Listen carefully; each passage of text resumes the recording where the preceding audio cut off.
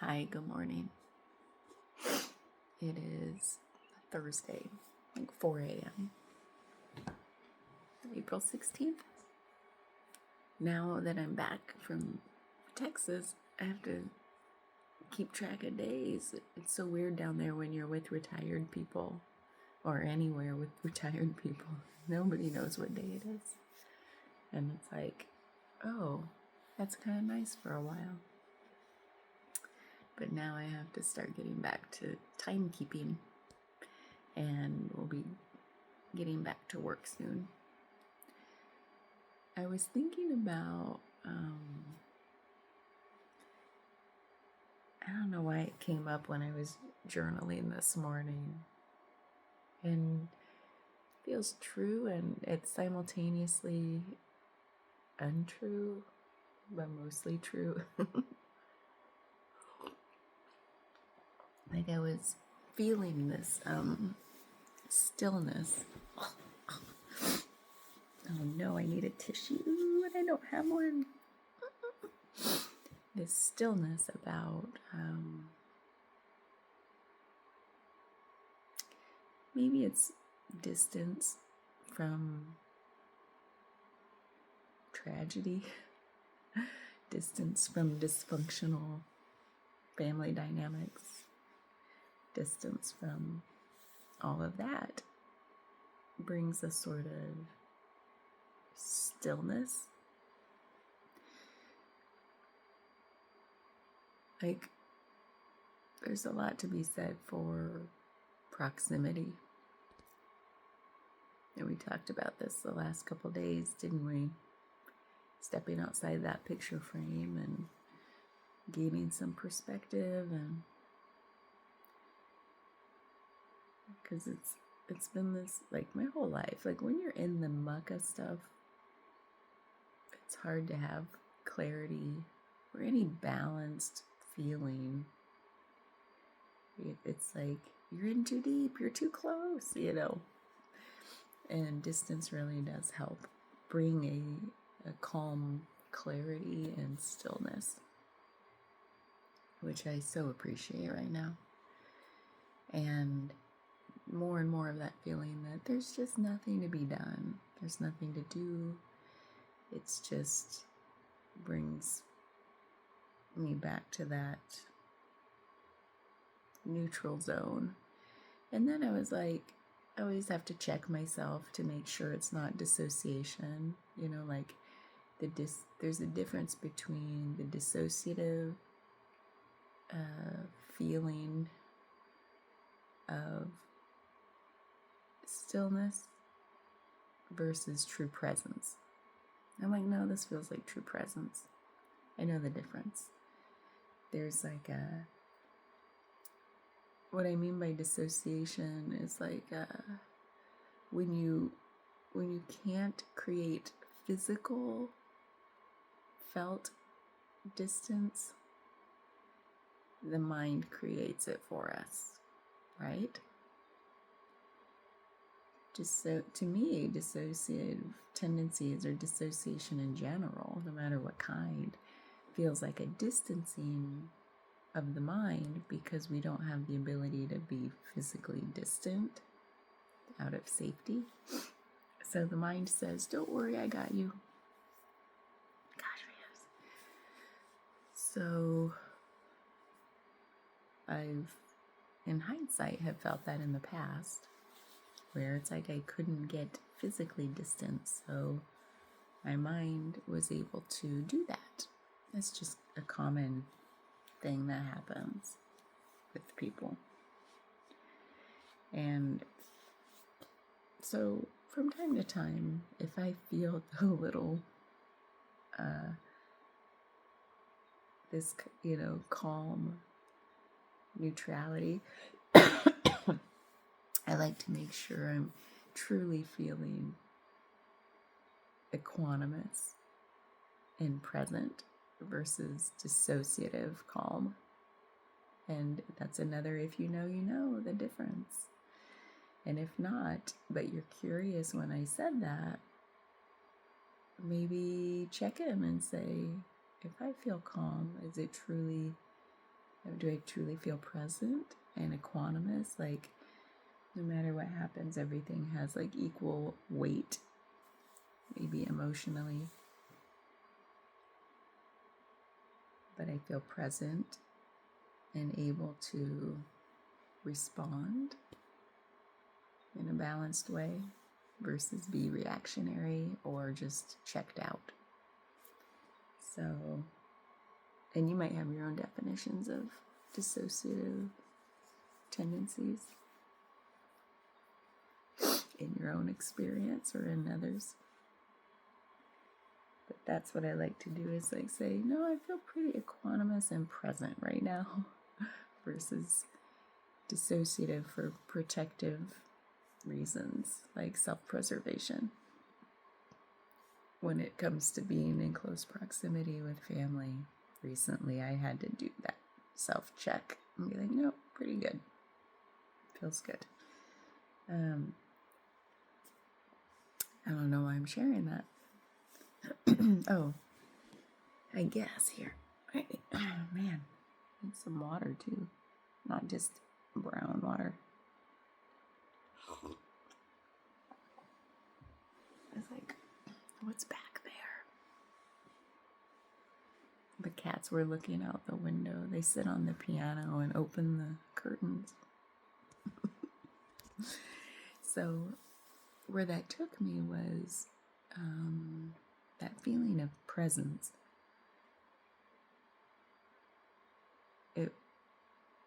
I was like, something in me was then like, okay, what now? Like a searching, and I'm familiar with that feeling. And by the way, this is all very, very subtle stuff. Very, very subtle what I'm talking about right now. When the baseline is calm presence, like equanimity, just presence, it's all very subtle. What comes next? Like there's in me, and I felt like my tendency of searching, like for what's gonna be in the next fascination that whisks me away. Like, ooh, I want to learn about that. Ooh, I want to think about that. It's usually nothing heavy or like bad feelings. It's usually like, ooh, that sounds interesting. Let's go learn about that. Or let's think about that. Let's write about it. Let's write a poem about it. Let's, ooh, or what if thinking. And it could be anything. It could be like, what's going on in the world today? Let's go find out. Let's, any one of my normal fascinations, let's go learn about the latest AI developments or quantum physics developments. Like, I don't know. There's just endless fascinations with like, but anyway, there was a hint in the midst of being present with my presence. There was the word searching kind of floated up into my awareness, like, oh, it was like the precursor to the mind latching on to any one thing. Like the latching on to hadn't happened yet. So it was like the precursor to the latching. There was a pause, some space there in that calm presence where the word searching bubbled up. And I was like, oh no, what if I just didn't do that? What if I just didn't allow my mind to go off searching for something to whisk it away? And I just stayed right there in that, what did it feel like? It felt like kind of like this.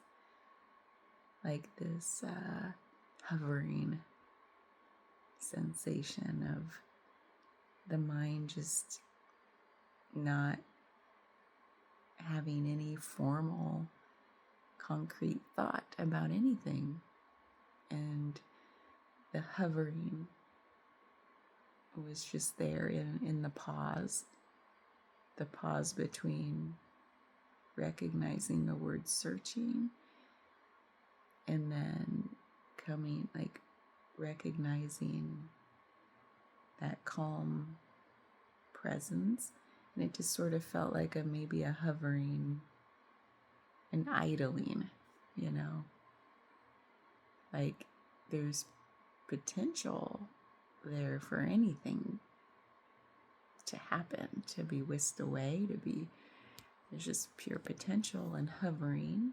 And then when I say those words, that takes me back to like the origins of the universe, where everything, there's like the void of pure potential and the hovering over the surface of the waters,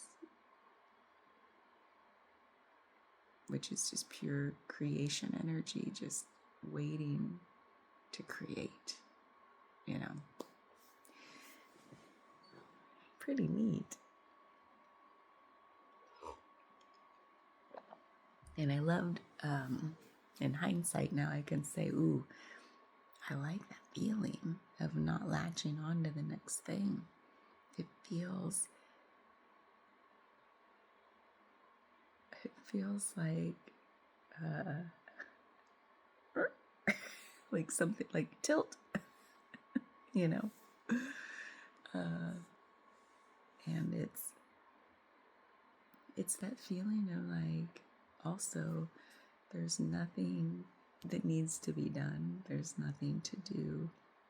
Everything, there's this like weird perfectless perfection. That's not even a word, perfectless.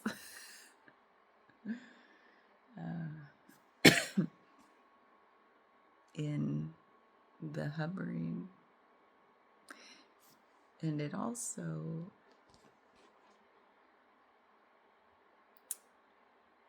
was like, I was thinking about how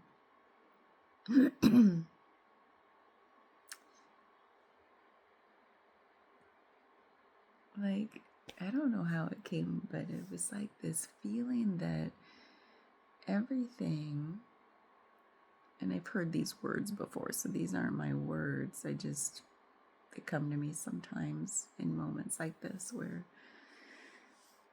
like everything is just an endless, you know how yesterday we talked about, I don't know, one of these days, like everything is just an forever endless unfolding of experience or whatever.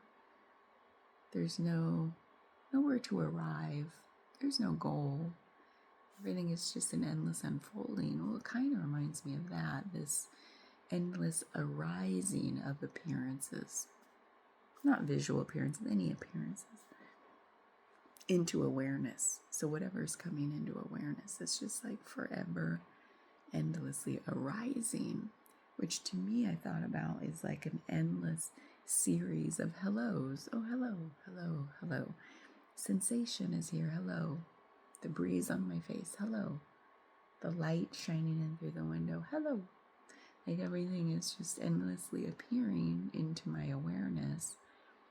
And my awareness says, oh, hello. It's not like that thing just arrived. It's always been there. It didn't then say goodbye.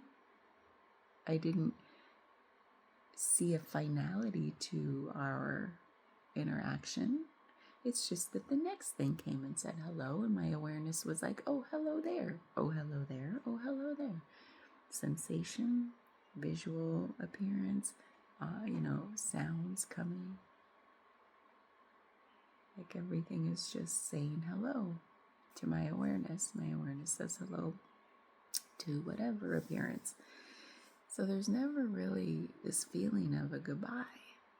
It's just the next hello. but everything is already here. It's just my awareness that makes it seem like it just arrived. It just arrived into my awareness.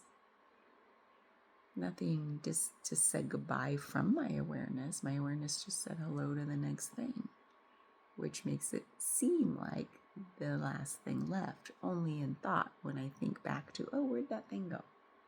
You know, the mind is pretty neat.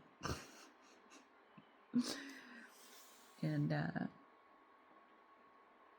so that makes me like, maybe that was the next fascination my mind latched onto, was the nature of awareness and endless arising of appearances. The endless nature of hellos, or the nature of endless hellos. No goodbyes except in thought. And really, the hellos are thoughts too, you know, in presence. Like,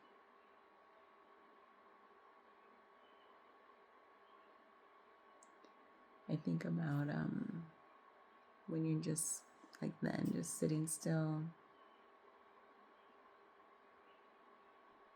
like literally everything's a thought. Even when the awareness that I'm having a hot flash start, like that's a sensation in my body.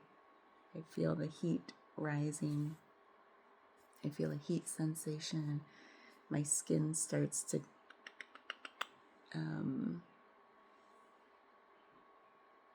feel the pores expanding maybe, and then clamminess from the sweat coming through. You know, my breath usually, there's all sorts of sensations that happen in a hot flash, like so many if you zoom in, and all of that's happening right now. And still, that those are physical sensations, but when my awareness is aware of them, those are thoughts. So to me, when people are like, talk about awareness as like consciousness is fundamental and awareness, there's even something in me that says, well, even that is a thought, you know?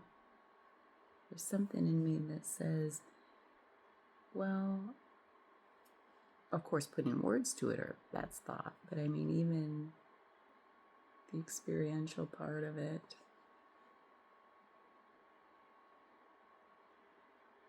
when we become aware of it, the awareness itself happens as a thought, right? Like, I'm aware. How am I aware of that? It feels like a thought to me. The awareness of anything feels like a thought, you know? And so it's like, what is even more fundamental than thought? To me, it just feels like biological life, the movement, because everything's constantly moving. There's no stillness really. At the tiniest microscopic levels, everything's moving. So to me, truly what's fundamental is just this endless movement.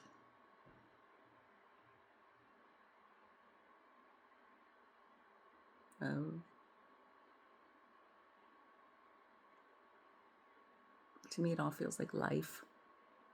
It's almost like life and movement are synonymous.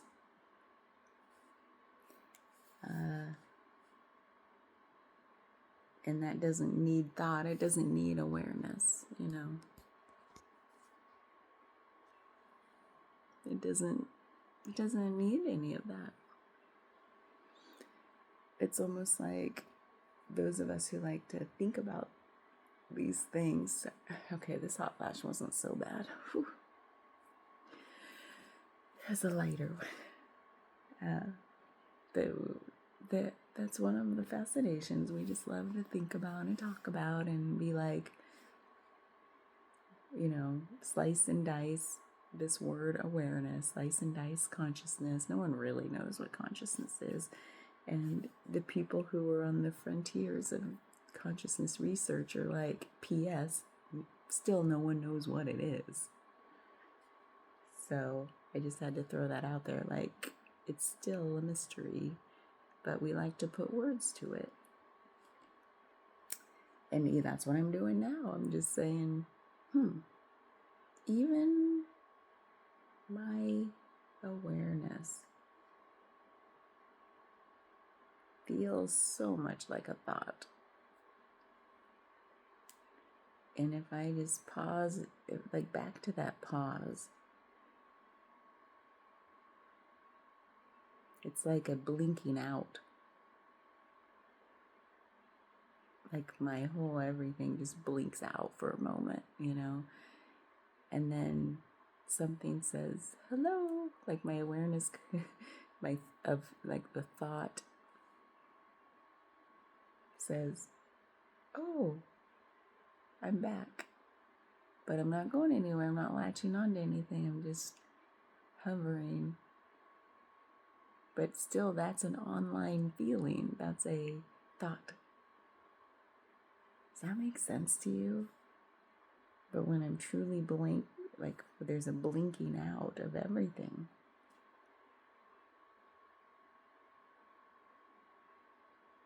It's like sub-thought. It is, where did I go?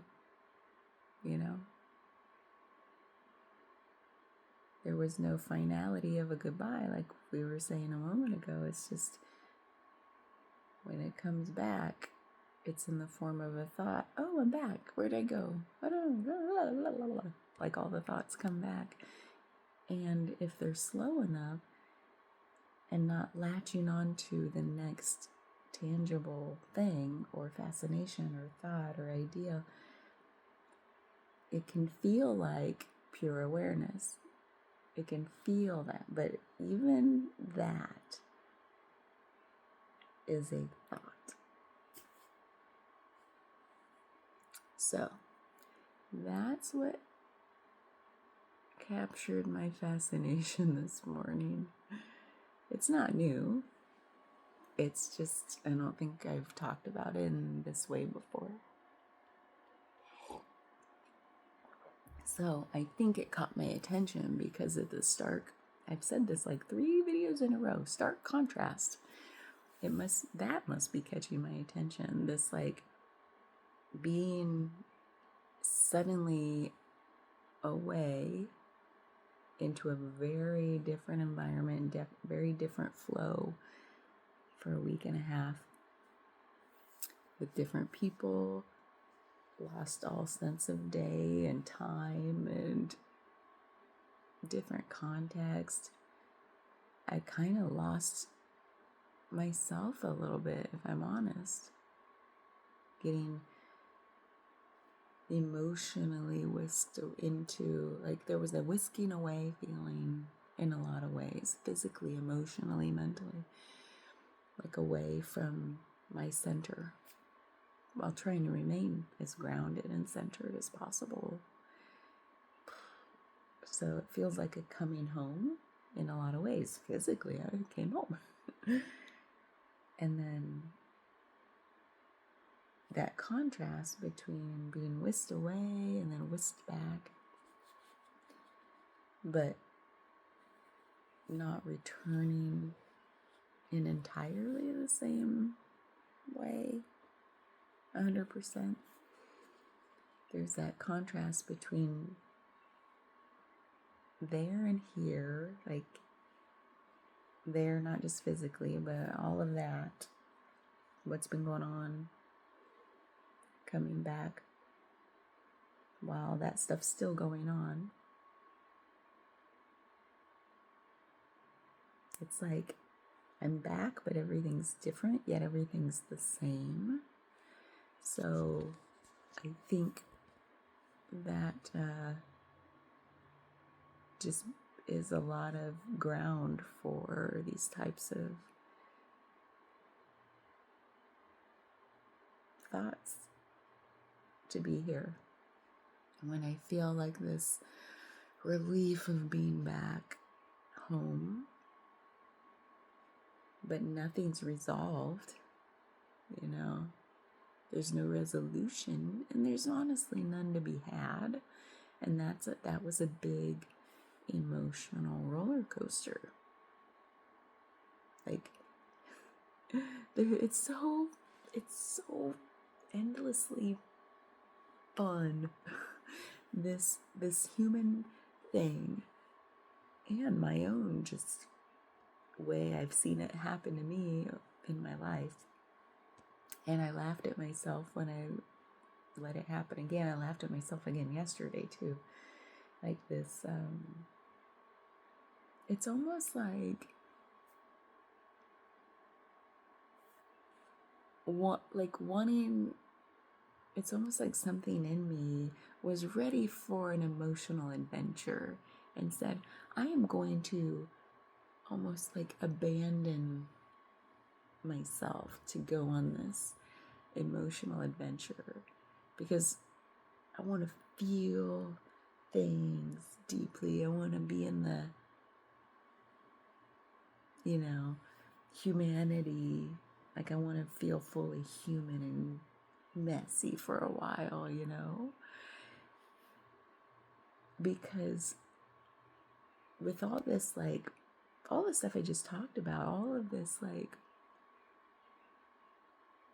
ability to be present and the full awareness that it's like nothing needs to be done. There's nothing to do. And you can feel perfectly at peace.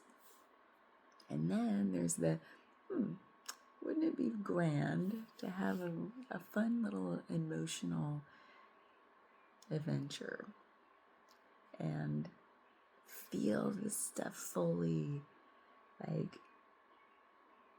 feel identified with these old traumas and conditionings because I'm now in close proximity with people that it's like a permission slip because I'm now close to these situations. I can allow myself to feel triggered and to it's like totally avoidable if I wanted to avoid it, because there's the awareness that none of that needs to happen. I could be the calm center of the storm, and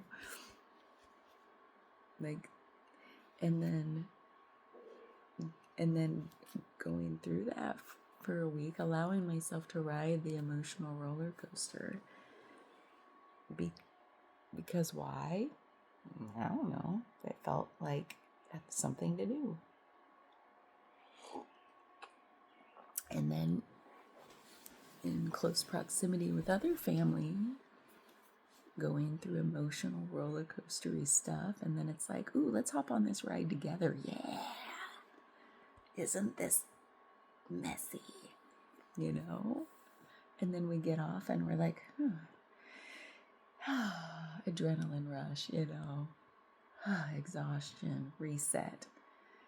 None of that needed to happen. It kind of felt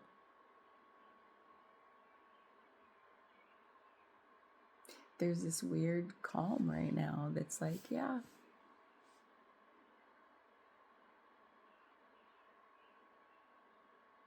It's just so, isn't it fun how we do that as humans?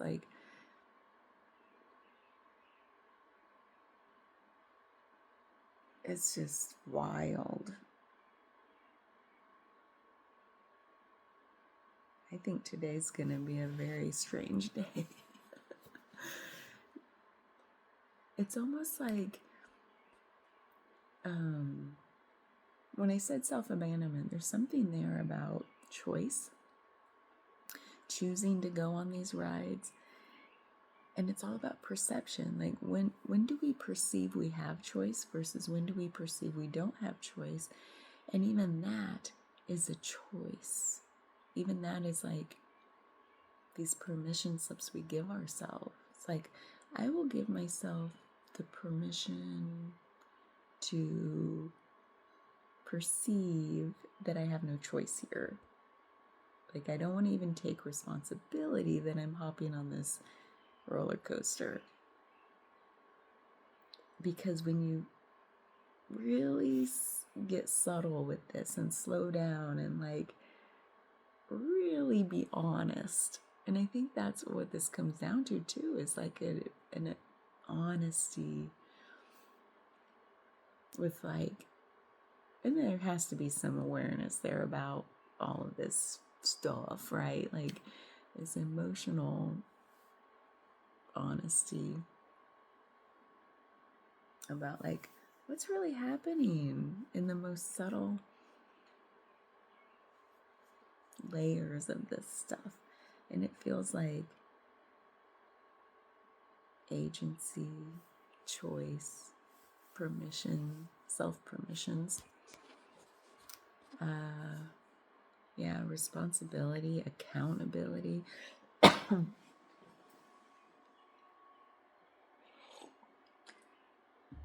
And if those things aren't online, like on board,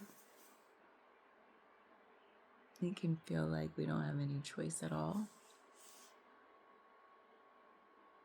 And then things feel like there's an inevitability to them, right? Like, oh, it was inevitable that I had to feel this way. I have to go on this roller coaster. I have to feel the mess of this. It's like that inevitability means there's no other choice. I have to, like, it's a human thing. It's like, for example, in my case with family, this old conditioning, and I was in close proximity. So of course I have to feel this way. It has to come up. It has to happen. No. But I gave myself the permission to go through and feel all of that while I was there. And even in it, I knew I didn't have to. But something in me was like, yeah, let's do this. Why? It feels like a play. And yesterday I laughed at myself because it happened again. I was, maybe it's not my place to say, but it was with a family member, so I won't go into detail, just in case I want to respect their privacy. And I was offering support because they're going through something right now. And I was like, if you need anything, blah, blah, blah. I'm still off work the rest of this week. I just have some errands. Like I have an oil change today. And I was like, they're in a kind of a vulnerable position right now. So I said, whatever you need.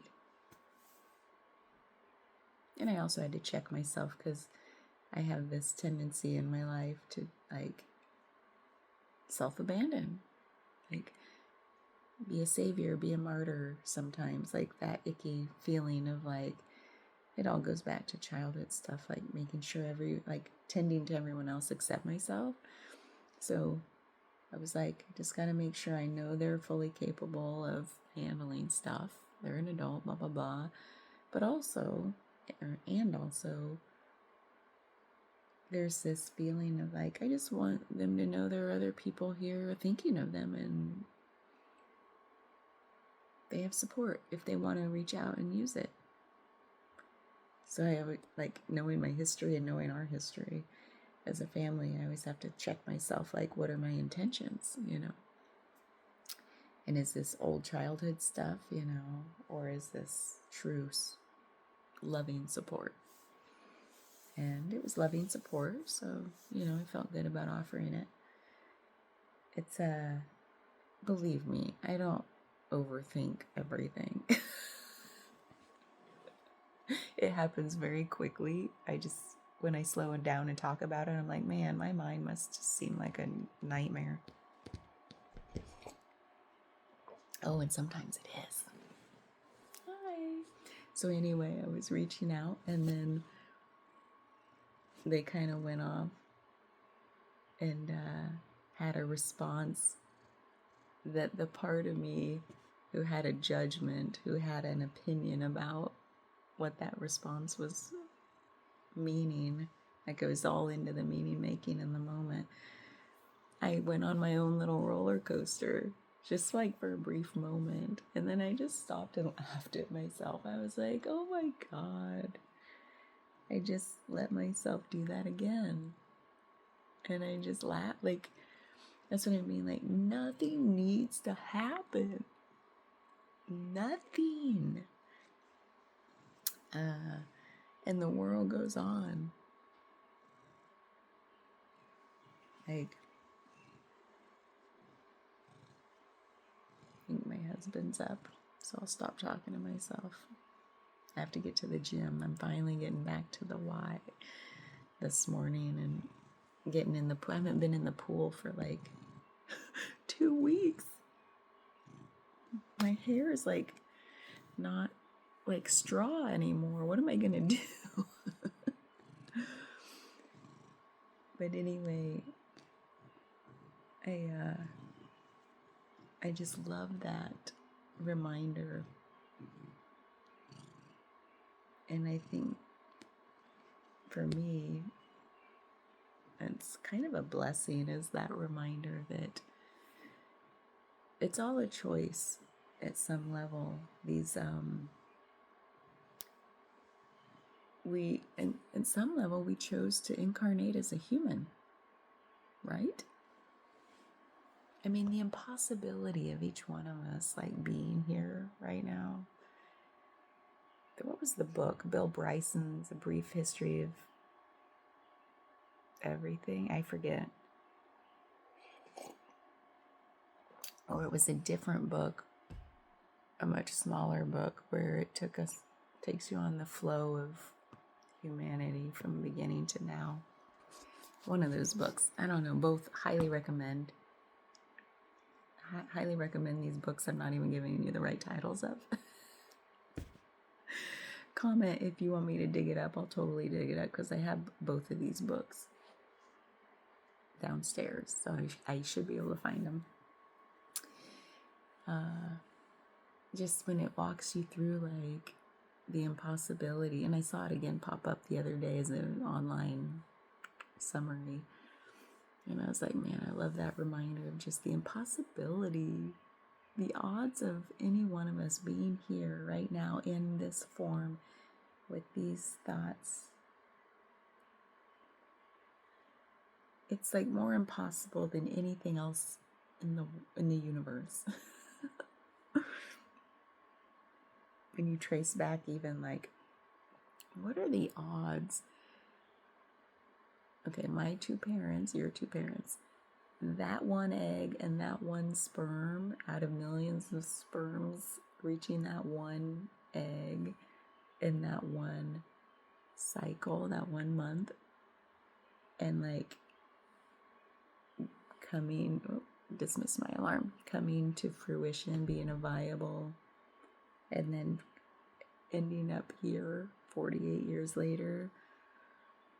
But then trace that back through time. Like, first of all, what are the odds my parents even met? You know, and what are the odds they conceived so that not just that 1 month where that one egg was there, but then how many times did a batch of, I'm not picturing my parents having sex, but like who knows how many times they had sex in that month. And then each one of those collection of sperms, which are what, millions each time. And then when you watch there's a cool video, also let me know if you want this, I'll dig it up, of the way the sperm, Oh, it's fascinating, the biology of how it's not just this old story of like the most viable sperm pushes its way through the whole thing ahead of the other sperm and like gets to the egg first. It's not like that at all. There's something in the or the chemistry of the egg that selects the right sperm. That's all. Oh my God, it's fascinating the way this video like broke it down. And that's a whole different story, isn't it?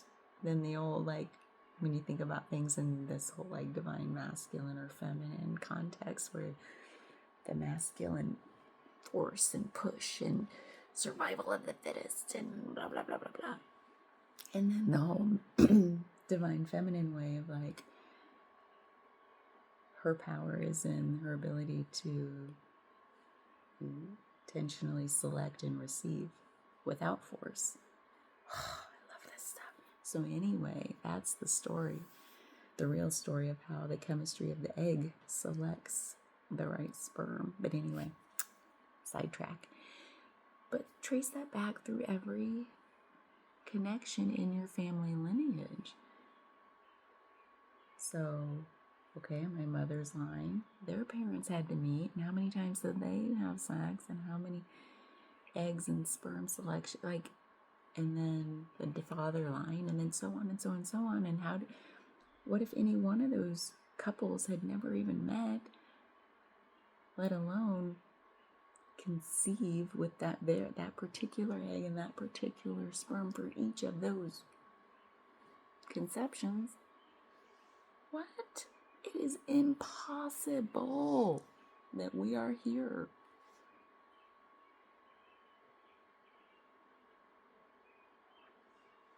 And it just makes you want to go tilt. And it really, it's really like none of this suffering needs to happen. The self-imposed suffering, of the mind. We can just sit here and laugh at how impossible it is that we're here. Like I feel like crying at the beauty, the impossible beauty of that. Bye.